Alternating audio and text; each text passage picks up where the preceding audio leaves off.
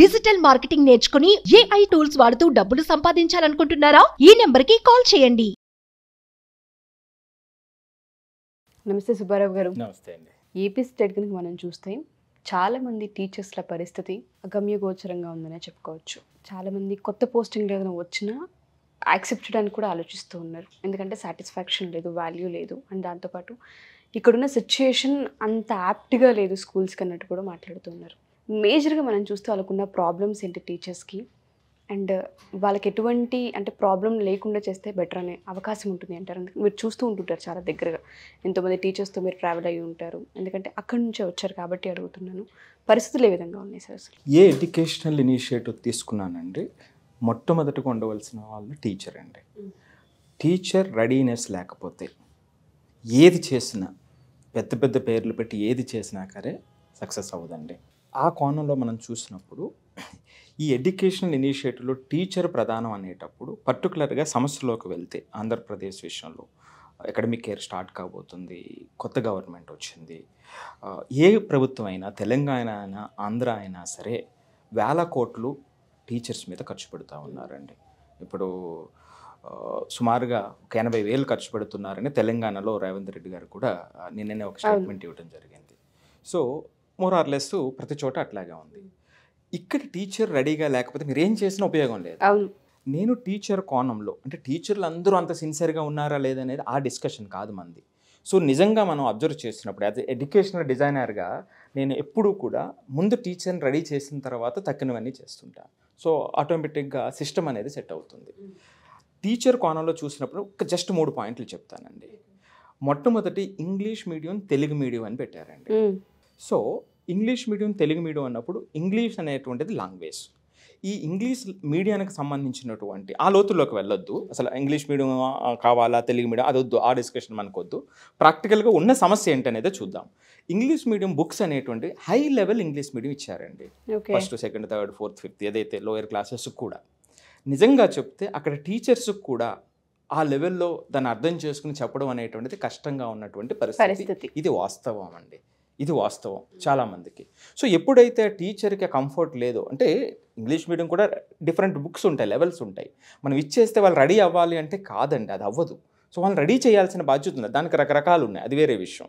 So ఇది మొట్టమొదటి సమస్య అండి. అంటే ఇంగ్లీష్ మీడియం బుక్స్ ఏదైతే ఉన్నాయో దాని మీద ఒకసారి పరిశీలన చేయవలసినటువంటి అవసరం ఉందండి. ఎందుకంటే డెలివరీ జరగదు లేకపోతే. అటు తెలుగు రాకుండా, ఇటు ఇంగ్లీషు రాకుండా అసలు భాష వ్యక్తీకరణ, భావ వ్యక్తీకరణ లేకుండా పోతుందండి. చాలా పెద్ద ప్రమాదం అది, సమాజానికే పెద్ద ప్రమాదం. లాంగ్వేజ్ అనేది ఏదో ఒక లాంగ్వేజ్ స్పష్టంగా రాకపోతే చాలా చాలా ప్రమాదం ఆ విద్యార్థికి. ఇక రెండో విషయానికి వద్దామండి. రెండో విషయంలోనండి టెక్స్ట్ బుక్, వర్క్ బుక్ అని ఇచ్చారు. చాలా అంటే మంచి ఇనిషియేటివ్ అండి. టెక్స్ట్ బుక్ తర్వాత వర్క్ బుక్, దాని మీద ప్రాక్టీస్ చేయాలనేటువంటిది ఉంది. సో ఇక్కడ ఏమైందంటే ఆ టీచర్స్ని అక్కడ రెడీ చేయకపోవడం, వర్క్ బుక్లో నెంబర్ ఆఫ్ క్వశ్చన్స్ ఇవ్వటము, గత జరిగిన సంవత్సరాల్లో వర్క్ బుక్ ఎంతవరకు కంప్లీట్ చేశారనేటువంటిదే వచ్చి చూసేటువంటి, ప్రాక్టికల్గా చెప్తున్నాను మీకు, వర్క్ బుక్ ఎంతవరకు కంప్లీట్ చేశారనేది చూసేవారు గవర్నమెంట్ అఫీషియల్స్ వచ్చి. సో అప్పుడు వీళ్ళు ఏం చేసేవారంటే టీచర్స్ చాలామంది చాలా చోట్ల వర్క్ బుక్ని కంప్లీట్ చేయడం కోసం, లేదా కంప్లీట్ అవ్వనటువంటి వర్క్ బుక్ వేరే వాళ్ళ చేత కంప్లీట్ చేసేటువంటి పరిస్థితికి వచ్చేసింది అనమాట అండి. అంటే ఎవరికో చూపించడం కోసం వర్క్ బుక్ కంప్లీట్ చేయాల్సినటువంటి పరిస్థితి. ఇది ఎందువల్ల వచ్చింది? ప్రాధాన్యత సరిగా చూడకపోవటం వల్ల. వీళ్ళకి ఎన్ని రోజులు ఉన్నాయి, క్లాస్ ఎక్కడి వరకు జరుగుతుంది, సో దానికి సంబంధించి వెంటనే వర్క్ ఎక్కడ చేయాలి, పిల్లవాడు చేయాలి కదండి. పిల్లవాడికి నిజంగా ఆ స్పిరిట్ని తీసుకురావటం ఉద్దేశం. ఆ ఆచరణలో లేనప్పుడు ఏమవుతుందండి? సో కాబట్టి రెండో అంశం ఈ వర్క్ బుక్ ఏదైతే ఉందో దీని మీద గవర్నమెంట్ ఒక రకమైన ప్రణాళికను తీసుకుని ఒకసారి చూడవలసినటువంటి అవసరం ఉందండి. ఇక మూడోది, ఇక ఓవరాల్గా చెప్తానండి. అంటే ఇది అందరికీ సుమారుగా 11,000 స్కూల్స్ ఎన్నో సింగిల్ టీచర్ స్కూల్స్ ఉన్నాయి. స్కూల్ మొత్తం మీద కలిపి ఒకే టీచర్ ఉంటారు. కొన్నాట్లో 2 టీచర్స్ ఉంటారు, 2 టీచర్స్ ఉంటారు. సబ్జెక్ట్స్ అన్ని ఒకటి అంతే, ఆ టీచరే మొత్తం అన్ని క్లాసులకి అన్ని సబ్జెక్టులు చెప్పాలి. ఇది ఒక ఛాలెంజ్. ఇక రెండోది చూద్దాం. 9 గంటలకి స్కూల్కి వెళ్తే ముందుగా ఆన్లైన్ అటెండెన్స్ వేయాలి.